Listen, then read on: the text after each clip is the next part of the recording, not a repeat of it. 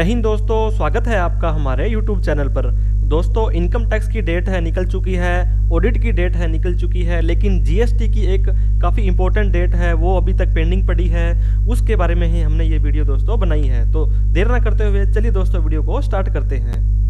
दोस्तों, जीएसटी के अंदर काफ़ी सारी रिटर्नें होती हैं, जैसे आपको ध्यान होगा GSTR 3B, GSTR 1, GSTR 2A, GSTR 2B, वो तो टाइम टू टाइम चलती रहती है। लेकिन जीएसटीआर के अंदर एक एनुअल रिटर्न का प्रोविजन भी किया गया है, जिसे कि जीएसटीआर 9 बोलते हैं।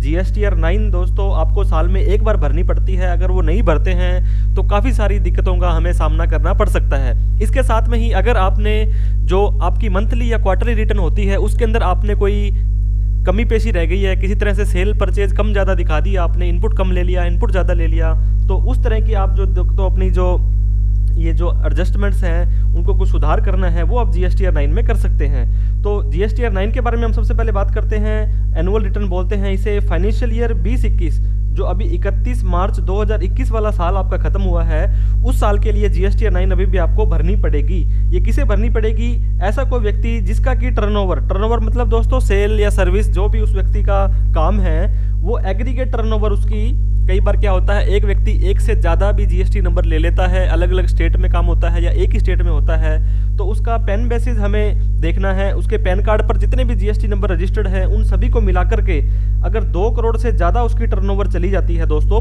पिछले साल में, मतलब फाइनेंशियल ईयर 2021 के अंदर अगर उस व्यक्ति की टर्नओवर 2 करोड़ से ज़्यादा है तो उसे जीएसटीआर 9 भरना ऑप्शनल है।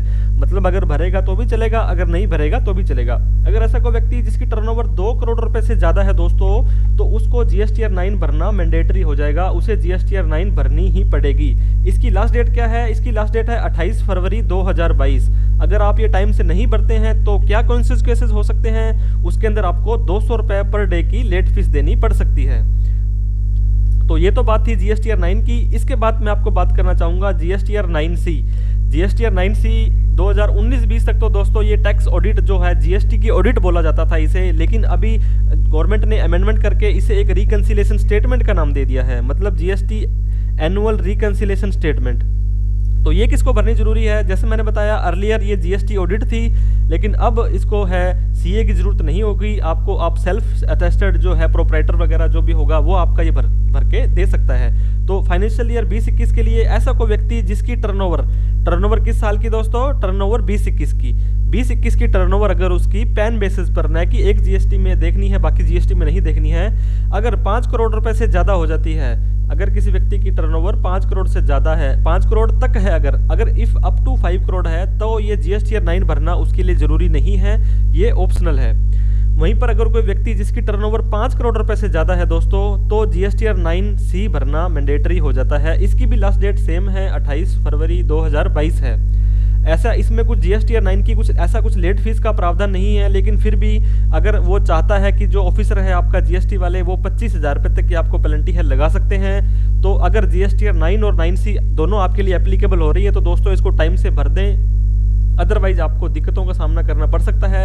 एक चार्ट के फॉर्म में मैं आपको एक बार फिर से बताना चाहूँगा कि इनकी ड्यू डेट्स का कैसे कैसे रहेगा दोस्तों। जीएसटीआर 9 और 9C का मैं बता दूँ आपको, अगर आपकी टर्नओवर 2 करोड़ तक है तो ना तो आपको जीएसटीआर 9 भरनी है ना 9C भरनी है। अगर आपकी टर्नओवर 2 करोड़ से लेकर 5 करोड़ तक है तो आपको जीएसटीआर 9 तो भरनी है, लेकिन जीएसटीआर 9C भरनी जरूरी नहीं है। अगर आपकी टर्नओवर 5 करोड़ से ज़्यादा है तो आपको जीएसटीआर 9 भी भरनी है और जीएसटीआर 9C भी भरनी है। तो ये मैंने आपको बता दिया था, लिमिट आपकी जो है वो पैन बेस पर देखनी है, जीएसटी बेस पे नहीं देखनी है। और अगर आपके पास जीएसटी नंबर है, अगर आपके पास कंपोजिशन में है तो आपको ये देखने की जरूरत नहीं है, ये रिटर्न्स आपको नहीं भरनी है। अगर आप एक रेगुलर टैक्स पेयर हैं और आपकी जो टर्नओवर है इन लिमिट से क्रॉस करती है तो दोस्तों आप ये अपनी 9 और 9C टाइम से भर दीजिए और लेट फीस, पेनल्टी और किसी भी तरह की परेशानी से बचिए। वीडियो अच्छी लगी हो तो लाइक करना ना भूलें और चैनल को अभी तक सब्सक्राइब नहीं किया तो सब्सक्राइब करके बेल आइकन में दबा दें। थैंक यू सो मच दोस्तों। जय हिंद, जय भारत।